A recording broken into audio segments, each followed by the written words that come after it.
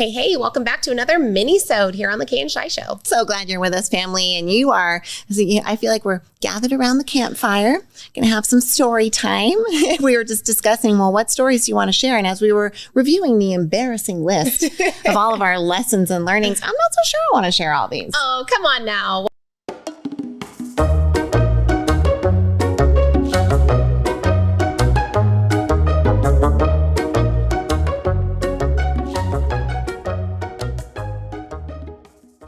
If you're hearing all this culture talk and want to be a part of a thriving, growing culture, we want to invite you to be a part of Squeeze In. Squeeze In Franchising offers you the chance to bring a culture and a vibe like Squeeze In to your community. You can make money, you can get time freedom for you and your family. And we would love to have you as part of our Squeeze In family. Join us in the ownership team and go to squeezein.com/franchising. You're enjoying this episode on Angel Phoenix Productions Podcast Network. To explore a complete lineup of quality programs and media production services, head on over to angelphoenix.com or like our Facebook page at facebook.com/Angel Phoenix Productions.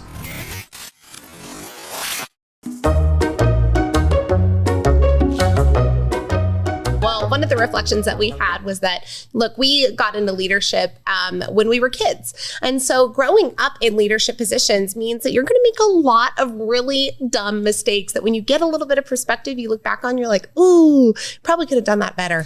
One of the things somebody told me early on in my management and leadership career was you learn your leadership lessons on the backs of other people.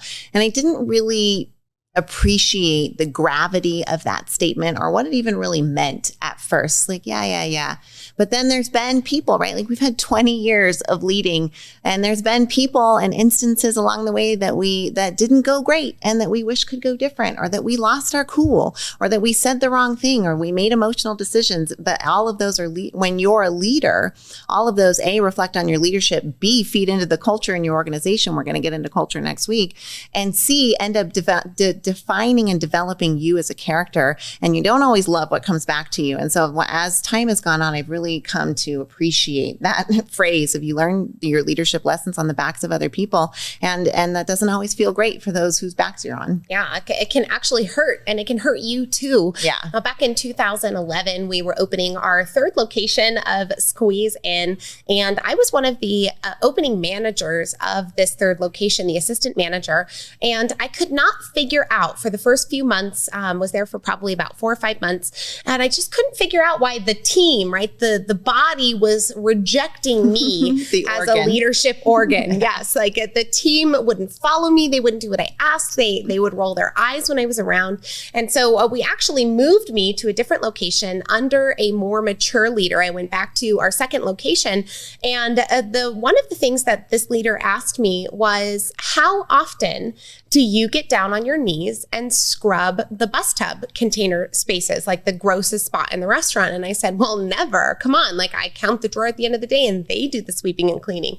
And she said, the more that they see you on your knees cleaning the bus tub container, the more that they will listen to you. And this sparked within me, not just like this realization, but like a hunger to lead from the front instead of being the leader who sits back and points. Oh, I love that visual. And I think that's such a powerful way to demonstrate just the difference in that push versus pull energy. And we talk about that in so many different ways. In marketing, we talk about push versus pull. I was talking about it in terms of parenting this morning with my husband, just in terms of push versus pull. And when we can be the leader that's helped pulling the team versus pushing the team, it's just an energetic signature that's completely different, and one that I'm so glad you got hooked on and started to develop. I know it's one that I started to develop as well through my management and leadership career and years in the Squeeze In, and haven't always done the best job and have sometimes done a good job. I remember there was a particular associate that was just volatile and I don't want to say poisonous, but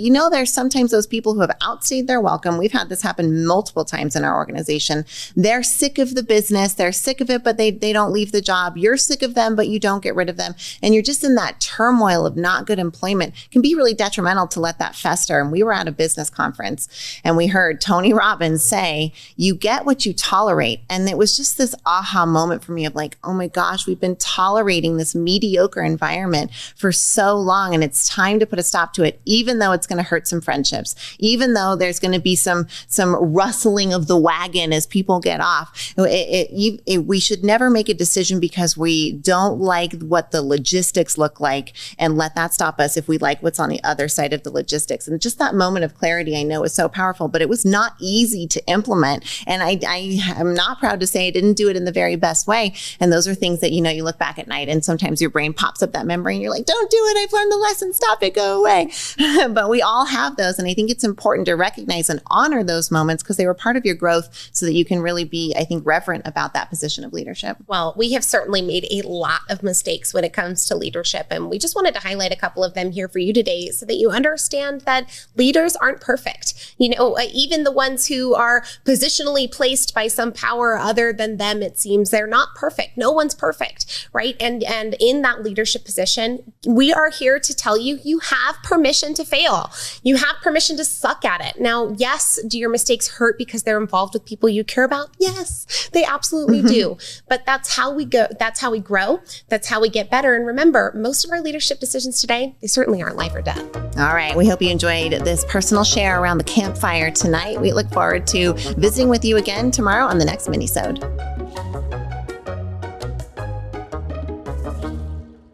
This podcast was a production of Angel Phoenix Productions. Explore more episodes of this show or other great shows on the Angel Phoenix Podcast Network by visiting angelphoenix.com. The views expressed in this show do not necessarily represent those of Angel Phoenix Productions or its advertisers and may contain language that's unsuitable for younger listeners.